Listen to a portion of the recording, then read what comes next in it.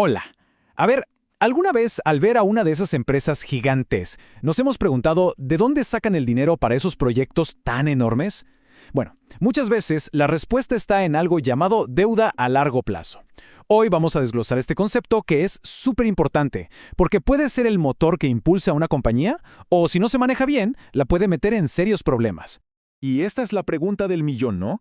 Cuando vemos una empresa, ¿estamos ante un gigante con pies de plomo o un castillo de naipes que se puede venir abajo? La verdad es que no siempre es obvio a simple vista, pero si sabemos dónde mirar, las pistas están ahí. Y una de esas pistas, quizás de las más reveladoras, está justo ahí, en sus números, en su balance. Porque no se trata solo de cuánto dinero gana una empresa, sino también de cuánto dinero debe. Así que, bueno, ¿vamos a meternos de lleno en esto? Primero lo primero. ¿De qué estamos hablando exactamente cuando decimos deuda a largo plazo? Vamos a dejar bien claro este concepto, que es la base de todo. En palabras sencillas, es cualquier dinero que una empresa pide prestado y que tiene un plazo de más de un año para devolverlo. O sea, no hablamos de la factura de la luz del mes que viene, sino de compromisos mucho más grandes y extendidos en el tiempo.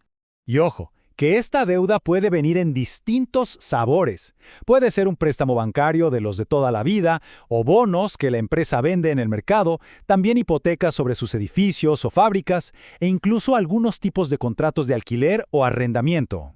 Y aquí es donde la cosa se pone interesante, porque, a ver, la deuda no es mala o buena por sí misma, es una herramienta, pero como todas las herramientas potentes, es una espada de doble filo.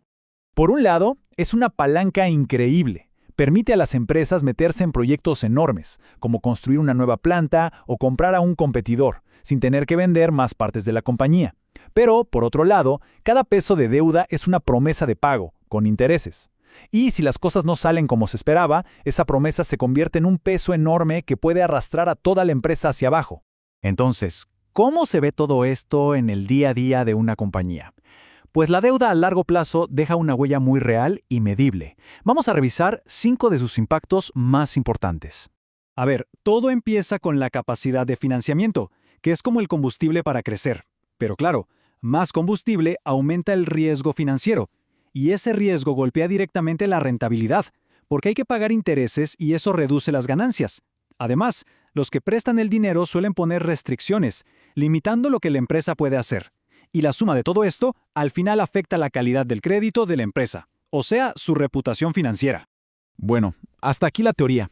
Ahora, la pregunta es, ¿cómo se puede medir ese riesgo de una forma más objetiva? Por suerte, para eso existen herramientas muy concretas. Esas herramientas son los famosos ratios financieros. Pensemos en ellos como si fueran los signos vitales de una empresa. Unos cálculos rápidos que nos dan una foto bastante clara de su salud financiera en un momento dado. El primer indicador clave que hay que mirar es el ratio deuda-capital. Su lógica es muy directa. Pone en una balanza todo lo que la empresa debe y lo compara con el valor que realmente pertenece a sus dueños. Básicamente nos dice qué parte del negocio está financiada con dinero prestado y qué parte con dinero propio. Y aquí, ¿cuál es el número a tener en mente? Por lo general, un ratio por debajo de 1 se considera bastante sano. ¿Por qué? Porque significa que la empresa tiene más capital propio que deudas. Es una señal de que el riesgo es menor. El segundo ratio que es vital conocer es el de cobertura de intereses. Este no se fija en cuánta deuda hay en total, sino en la capacidad de pago del día a día. O sea, mide cuántas veces las ganancias de la empresa alcanzan para cubrir lo que tiene que pagar solo de intereses. Y aquí, el número mágico que se busca es el 3. Un resultado por encima de 3 suele ser una buena señal. Indica que la empresa gana como mínimo 3 veces lo que necesita para pagar sus intereses. Es como tener un buen colchón de seguridad. Pero, momento. Mucho ojo con esto. Los números por sí solos no cuentan toda la historia. El contexto lo es todo. Por ejemplo, una empresa de telecomunicaciones necesita muchísima infraestructura, así que es normal que tenga más deuda que una de software. Por eso, la clave es siempre comparar a la empresa con otras de su mismo sector. Y lo más importante, verificar que su flujo de caja, el dinero que genera, sea fuerte y constante para poder hacer frente a sus pagos sin ahogarse. Bien, ya vimos qué es la deuda, sus ventajas, sus riesgos y hasta cómo medirla. Ahora vamos a juntar todas las piezas para tener una conclusión clara. Esta frase lo resume a la perfección. La deuda no es el enemigo, El problema es el exceso de deuda. El secreto, como en tantas cosas, está en el equilibrio. Usarla como una herramienta para crecer, sí, pero sin que se convierta en una carga que hunda la estabilidad y la rentabilidad futuras. Y para cerrar, queda una pregunta en el aire para reflexionar.